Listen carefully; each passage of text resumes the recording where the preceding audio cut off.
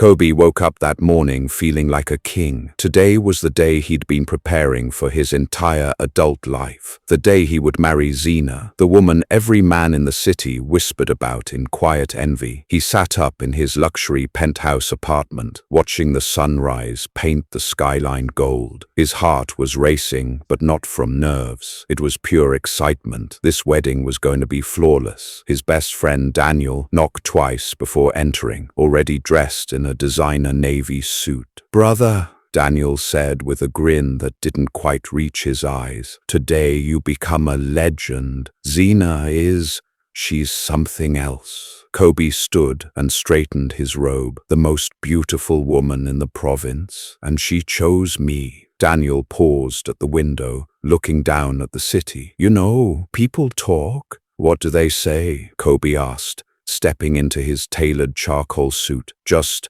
her family. They keep to themselves. Very old traditions, very private." Daniel adjusted Kobi's tie. "But hey, beauty like that doesn't come without a little mystery, right?" Kobi laughed it off. "I don't care about gossip. I know what I see. Zina is perfect." Daniel nodded slowly, but his smile faded when Kobi turned away. Across town, in the towering marble estate of the wealthy Chief Okonkwo, Zina sat motionless before an ornate vanity mirror. Her room was filled with activity. 3 makeup artists, 2 hairstylists, 4 bridesmaids, but Zina herself was silent, too silent. Her eyes stared straight ahead, not at her reflection, but through it, as if watching something only she could see. "Zina," her cousin Amara whispered, "are you okay? You haven't said a word in an hour." Zina blinked slowly, her lips parting. "I'm fine," she said, her voice soft and hollow. "Just thinking." "About what?" Amara pressed gently. Zina's fingers traced the edge of the mirror. "I keep hearing something like a whisper, but no one else hears it." Amara exchanged nervous glances with the other. "Bridesmaids, it's just wedding jitters. Today is going to be beautiful." As the hairstylist placed the crystal tiara on Zina's head, a strange coldness swept through the room. The lights flickered once. The mirror fogged slightly, as though someone had breathed on it. One of the stylists shivered and pulled her cardigan tighter. "Is the air conditioning too high?" she asked. No one answered. Zina's grandmother, Mama Serwa, entered the room. She was ancient, draped in traditional white cloth, her face deeply lined with age and secrets. She moved slowly toward Zina and placed a wrinkled hand on her granddaughter's bare shoulder. The touch was ice cold. "Remember what I told you?" Mama Serwa whispered in a language most of the bridesmaids couldn't understand. "You carry the blessing of our line, the beauty, the charm. Do not fight it. Let it guide you." Zina's eyes glazed over for a moment. She nodded, but her hands were trembling. Her father, Chief Okonkwo, stood outside the door, checking his gold watch repeatedly. He was a man who commanded rooms without speaking, a man who valued reputation above all else. This wedding was not just a union, it was a statement. His daughter was marrying an architect who designed buildings for ministers and CEOs. The press would be there, the elite would be watching, everything had to be perfect. Meanwhile, at Grace Victory Cathedral, Pastor Silas knelt alone in his office, hands clasped tightly, forehead pressed against his desk. "Lord," he prayed, his voice strained, "let this day be filled with joy. Let this marriage be built on truth. Let no darkness." He stopped. A cold wave washed over him, so sudden and sharp it felt like ice water down his spine. His chest tightened. His breathing became shallow. He sat up quickly, eyes wide, and looked around the empty room. Nothing, but something was very, very wrong. He stood and walked to the window overlooking the cathedral courtyard. Hundreds of guests were arriving in, expensive cars. Photographers were setting up. The floral arrangements were breathtaking. White roses and orchids cascading from every surface. A red carpet led to the entrance. It looked like a scene from a royal wedding, but Pastor Silas felt nothing but dread. "Lord," he whispered, placing a trembling hand on his chest, "what is this heaviness? What are you trying to show me?" He closed his eyes, and in the silence, he heard it, not audible but clear as a bell in his spirit. "Watch her carefully. Something ancient walks with her." His eyes snapped open. He grabbed his Bible from the desk, his hands shaking as he flipped through the pages. He had officiated hundreds of weddings, but today felt different. Today felt like a trap. Back in the cathedral, the ushers were guiding guests to their seats. The choir was warming up. The organ began to play. Light streamed through the towering stained glass windows, painting the floor in brilliant reds, blues, and golds. Kobi arrived with Daniel and the groomsmen, stepping out of a sleek black car to thunderous applause. Cameras flashed. People shouted congratulations. Kobi waved, his smile wide and confident. This was his moment, his victory. Inside, he stood at the altar, adjusting his cufflinks. Daniel leaned close. "You nervous?" "Not at all," Kobi said, though his palms were sweating. "I've been waiting for this my whole life." The music shifted. Everyone stood. The massive cathedral doors opened slowly, and there she was, Zina, draped in a white gown that shimmered like liquid silk, lace sleeves trailing to her wrists, a tiara glittering beneath her long veil. She moved with ethereal grace, each step slow and deliberate. Her father walked beside her, but it was Zina everyone was staring at. She was breathtaking. The entire cathedral fell silent. Even the babies stopped crying. It was as if time itself had paused to watch her. Kobi's heart pounded. He couldn't look away. She was perfect. But as Zina walked down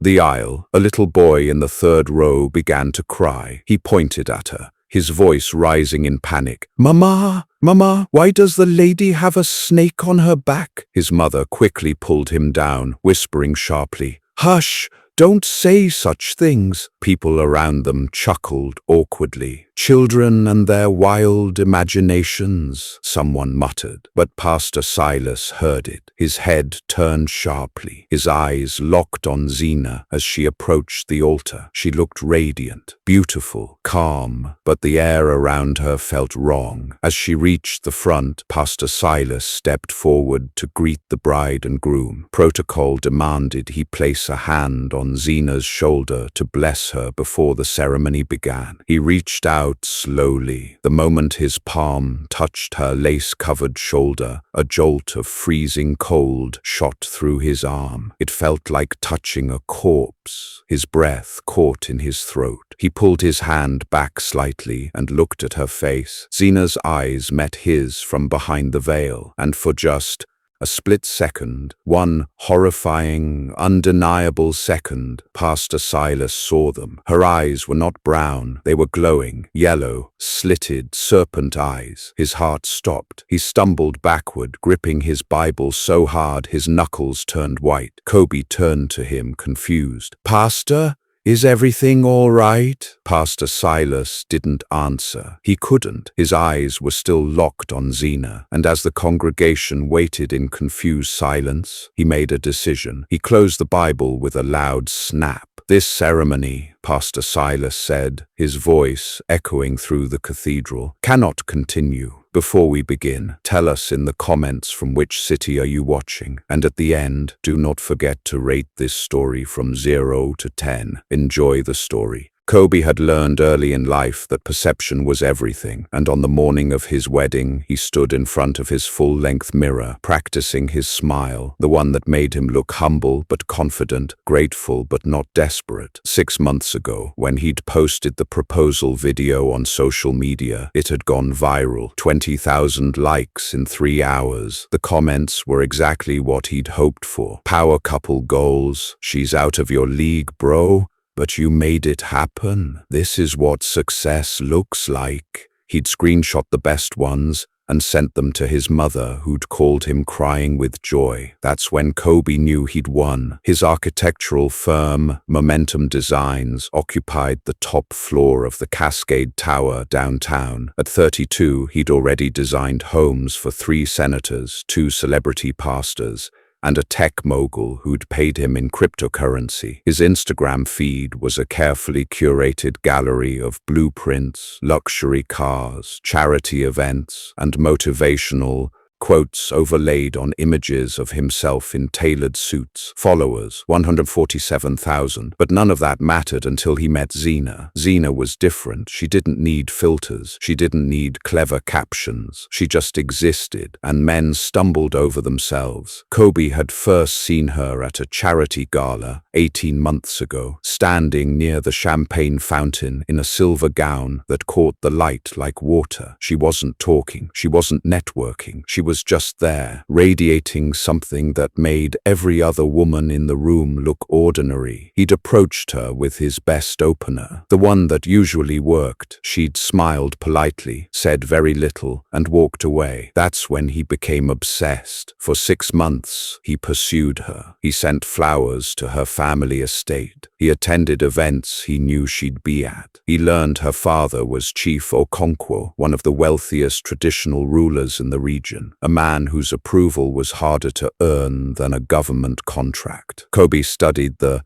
family, memorized their lineage, and adjusted his strategy. When Zina finally agreed to dinner, Kobi felt like he'd closed the deal of his life. She was quiet, almost too quiet. She answered his questions with soft, vague responses. She never asked about his work, his dreams, or his past, but she was beautiful. And when they were photographed together at events, the comments poured in. "You two are perfect. Relationship goals." He finally found his queen. That was enough. Daniel had warned him once during a late-night conversation over whiskey. "Brother, do you even know her? Like, really know her?" Kobi had laughed. "I know she makes me look good. I know people respect me more when she's next to me. I know this wedding is going to be the most talked about event of the year." Daniel had gone quiet after that. Now, standing at the altar, watching Zina glide toward him like a vision from a dream, Kobi felt vindicated. He'd built the perfect life, the perfect image, the perfect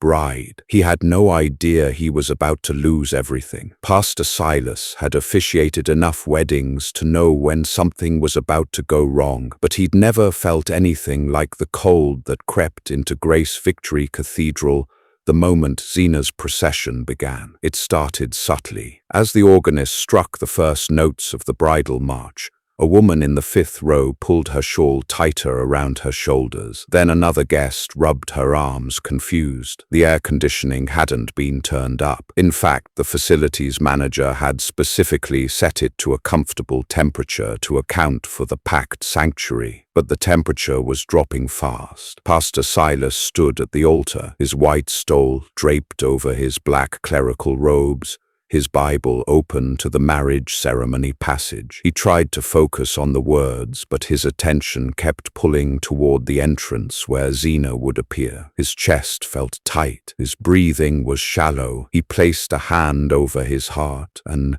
whispered under his breath, "Lord, what is this?" The massive cathedral doors opened. Zina stepped into view, backlit by the afternoon sun streaming through the entrance. She looked like an angel descending, her gown catching the light, her veil flowing behind her like mist. The congregation gasped collectively. Cameras flashed. Someone started crying, the emotional kind of crying that happens at beautiful weddings. But Pastor Silas didn't see beauty. He saw shadow. As Zina began her slow procession down the red-carpeted aisle, Pastor Silas noticed the flowers first. The arrangements lining the pews, white roses, carefully selected that morning by the florist, fresh and vibrant, began to droop, not slowly like flowers do over hours in the heat, but rapidly, as if time were accelerating around them. Petals curled inward, stems bent. By the time Zina passed the 3rd row,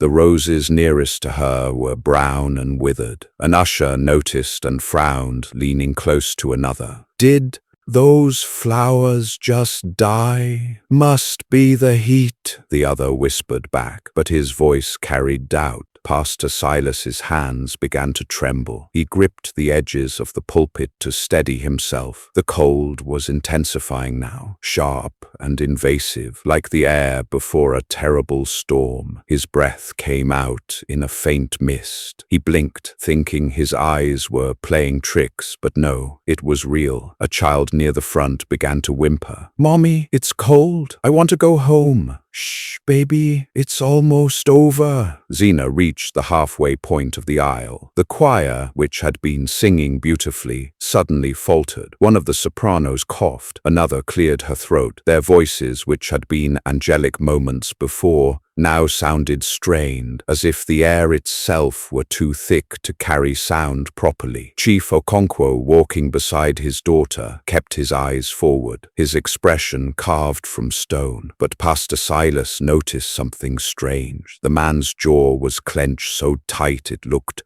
painful, and sweat beaded on his forehead despite the freezing temperature. Zina's face remained serene behind the veil, calm, perfectly still, too still. Pastor Silas watched her approach, and with each step she took, the wrongness intensified. The candles on the altar flickered, though there was no wind. A faint smell filled the air. Damp earth, old stone, something ancient and forgotten. When Zina finally reached the altar and stood beside Kobi, Pastor Silas looked down at the white roses in the bride's bouquet. They were completely black. The blackened roses in Zina's bouquet should have been enough warning, but Kobi was too busy smiling for the cameras to notice. And by the time Pastor Silas opened his mouth to object, it was already too late. "Dearly beloved," Pastor Silas began, his voice tight and controlled, "we are gathered here today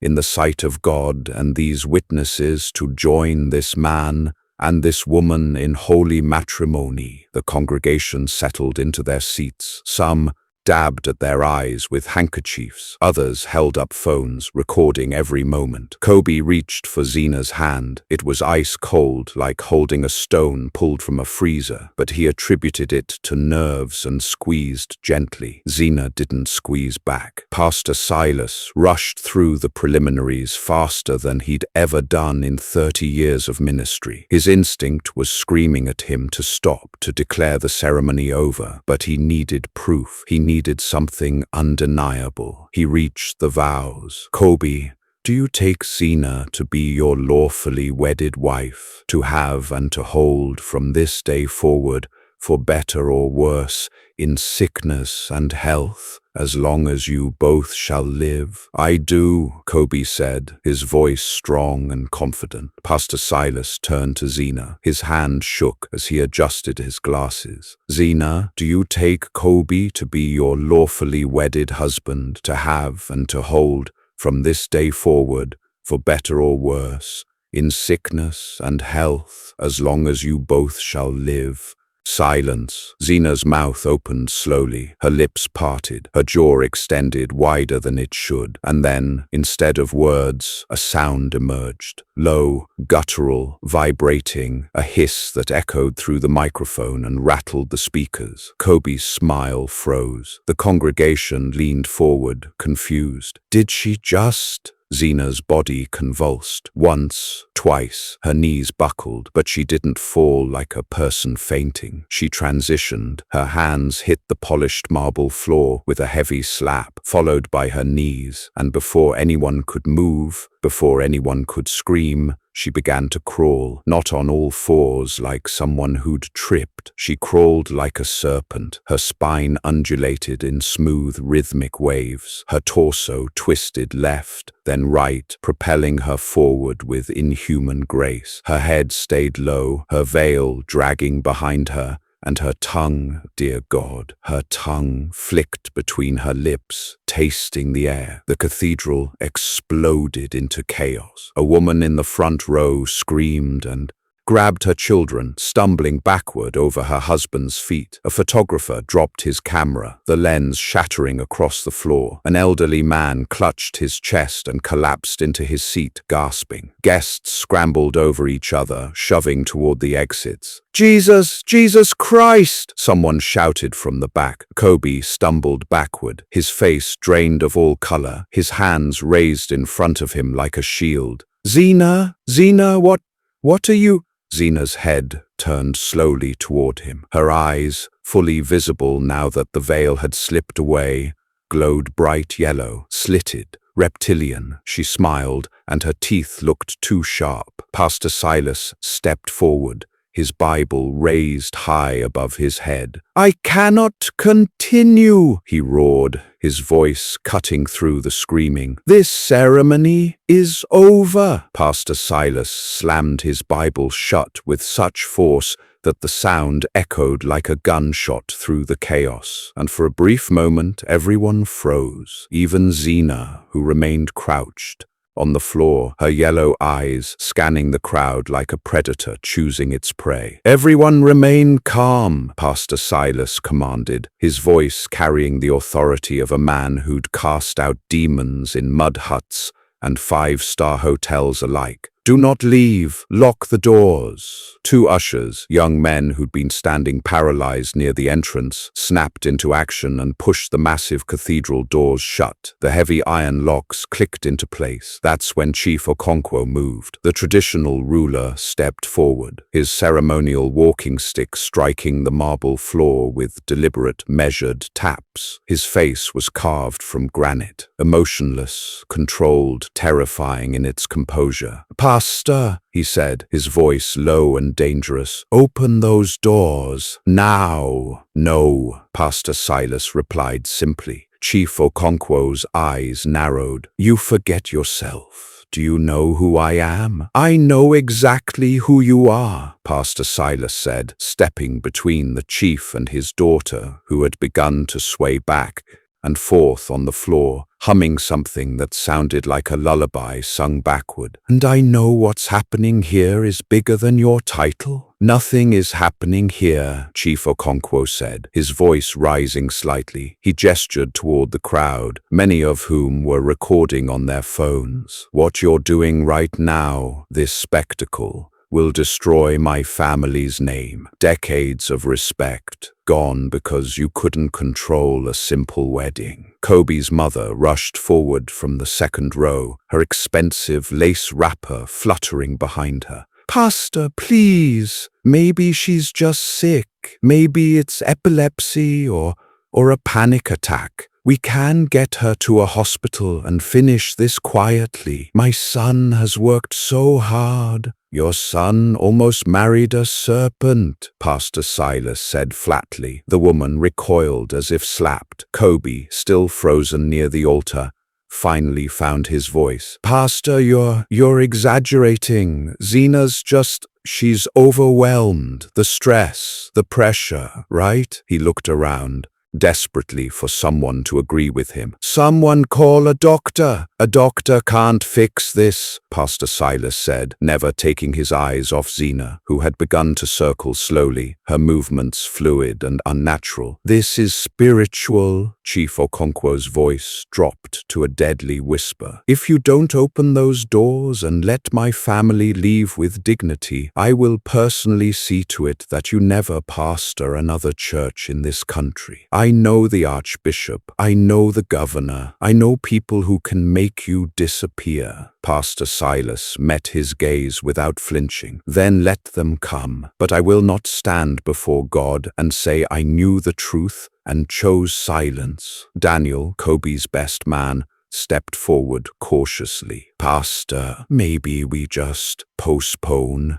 Tell everyone it's a medical emergency. We reschedule. No one has to know." "Everyone already knows," Pastor Silas shouted, gesturing at the 100 phones still recording. "The whole world will know by tonight. You can't hide this. You can't spin it. You can't buy your way out of it." Chief Okonkwo's jaw tightened. His hand gripped his walking stick so hard the wood creaked. "You've just made a very powerful enemy, Pastor. good," Pastor Silas said, turning back to face Zina, whose eyes had begun to glow brighter. "Because I serve a more powerful God." Pastor Silas ordered 4 deacons to carry Zina, still writhing and hissing on the marble floor, into the vestry behind the altar, and Chief Okonkwo followed like a man walking toward his own execution. The vestry was small, windowless, lit by a single flickering fluorescent bulb that cast harsh shadows across the wooden walls. The deacons laid Zina on a bench, but she immediately rolled off,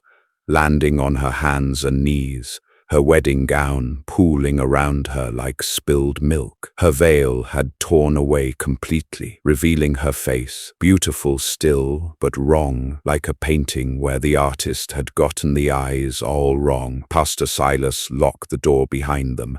Inside were Chief Okonkwo, his wife, a silent, trembling woman who hadn't spoken since the ceremony began, Kobi, Daniel, and Mama Serwa, the grandmother, who had insisted on coming despite her age. "Somebody start talking," Pastor Silas said, his voice deadly calm. "Now." Chief Okonkwo straightened his agbada. "There is nothing to discuss. My daughter is unwell. We will take her to—" "Your daughter is possessed," Pastor Silas interrupted, "and you know it." The silence that followed was suffocating. Zina laughed, a low, rasping sound that didn't match her delicate frame. She tilted her head at an impossible angle, her neck bending too far to the left. "He knows," she said, but the voice wasn't hers. It was layered, ancient, multiple voices speaking at once. "They all know." Kobi pressed himself against the wall, his expensive suit suddenly looking like a costume. "What is she talking about?"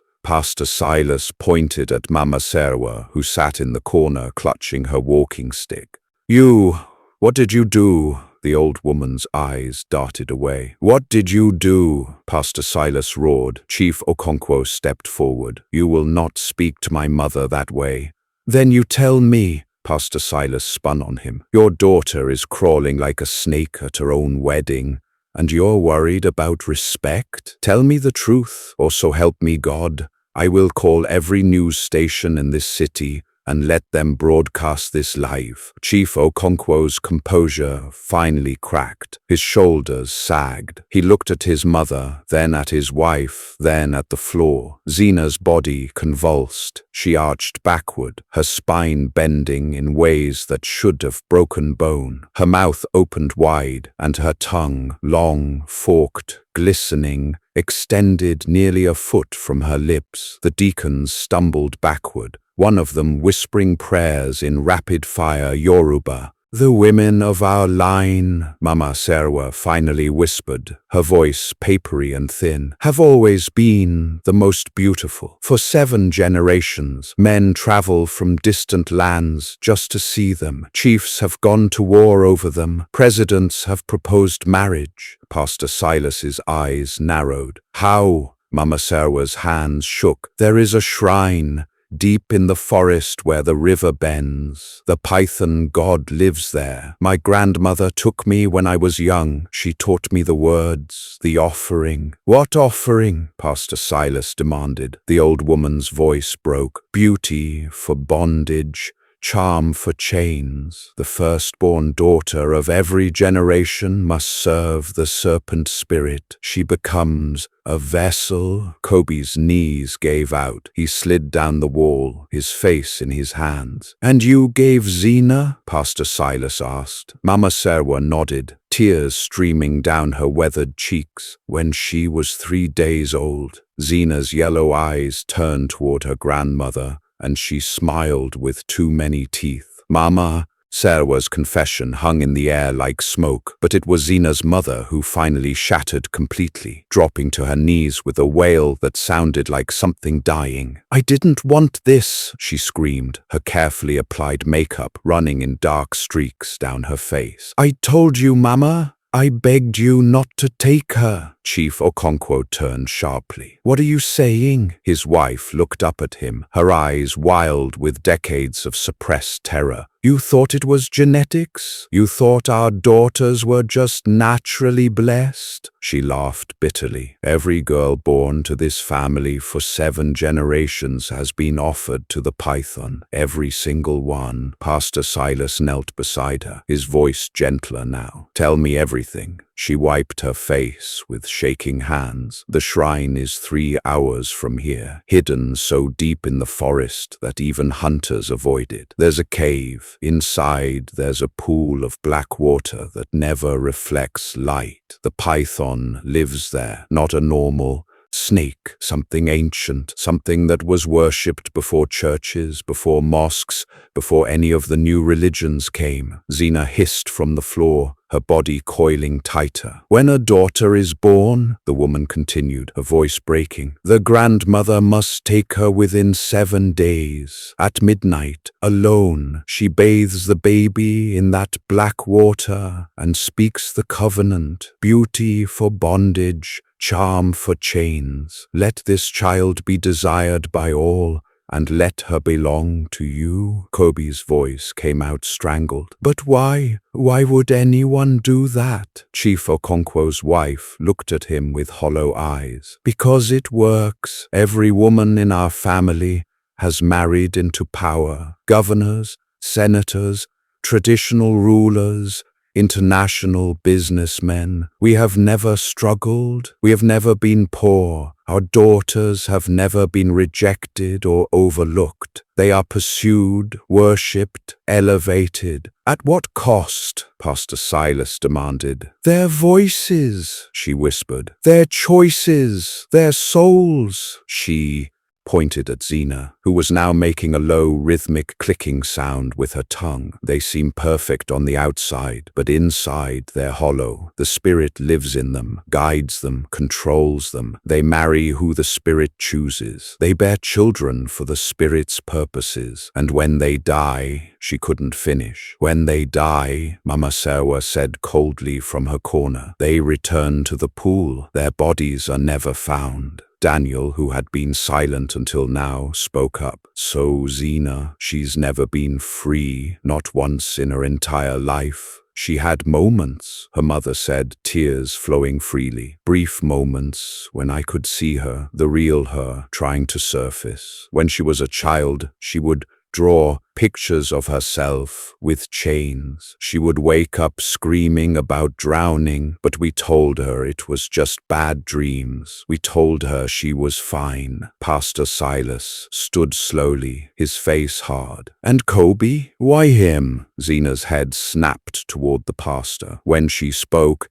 it was that layered, ancient voice again. Because his ministry complex sits on sacred ground, and I want it back. The Spirit's words, I want it back, echoed through the vestry, and Pastor Silas turned slowly to face Kobi, who looked like he was about to vomit. Your ministry complex? Pastor Silas said carefully. The one you're breaking ground on next month. Where is it? Kobi's voice came out weak. The old riverside property, 15 acres near the forest edge. We got it for almost nothing because the previous owners said it was cursed. He laughed hollowly. I thought they were superstitious. The shrine, Mama Serwa said quietly. That land borders the sacred grove. You were going to build a church on the python's territory. Zina's body began to rise slowly off the ground, levitating 3 feet in the air, her wedding gown hanging around her like grave clothes. Her voice was triumphant. The marriage would have given me legal access through her womb, through his seed,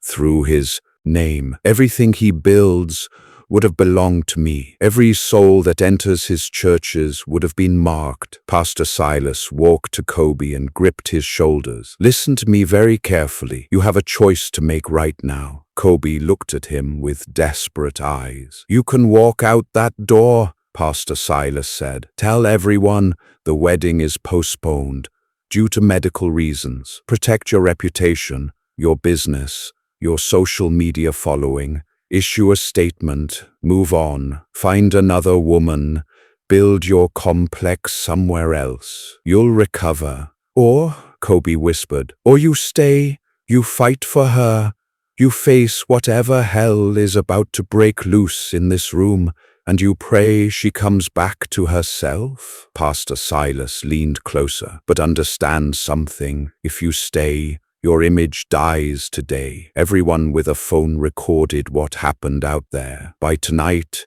you will be the architect whose bride turned into a serpent. Your clients will distance themselves. Your social media will explode with mockery. Everything you've built your identity on will crumble. Kobi looked at Zina, floating in the air, her eyes glowing yellow, her tongue flickering between her lips. She looked monstrous, inhuman, terrifying, but somewhere beneath that thing there was a woman he'd claimed to love. Daniel grabbed his arm. "Brother, let's go. This is insane. She's gone. You can't save her." Chief Okonkwo's voice was cold. "Walk away, boy. My family will handle this privately.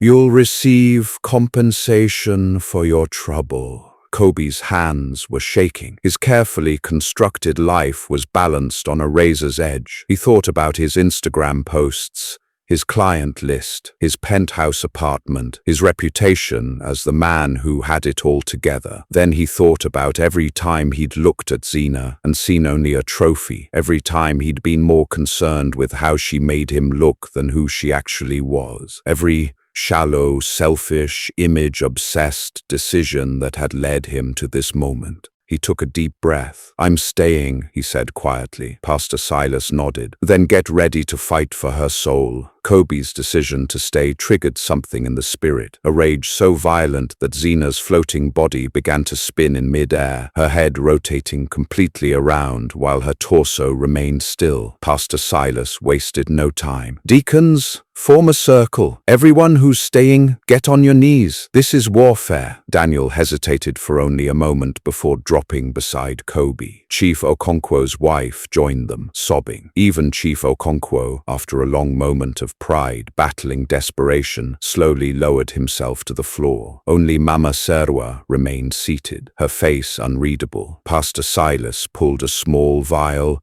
of anointing oil from his pocket and began marking each person's forehead with a cross. When he reached Mama Serwa, she flinched. "You made the covenant," he said. "You must break it out loud." The old woman's lips trembled. "If I break it, the python will take me. Instead, then let it try," Pastor Silas said coldly. "Better you than your granddaughter." Zina's body dropped suddenly, crashing to the floor. She immediately began to thrash, her limbs moving in opposite directions, her spine arching impossibly. Her mouth opened, and that hiss, long, sharp, venomous, filled the small room. Pastor Silas stood over her, oil dripping from his hands. "In the name of Jesus Christ of Nazareth, I command you to release her." Zina's laugh was hideous. "She was given willingly. The covenant is blood. You cannot break what was sealed in sacrifice. The blood of Jesus breaks every covenant," Pastor Silas roared. He looked at Mama Serwa. "Say it now."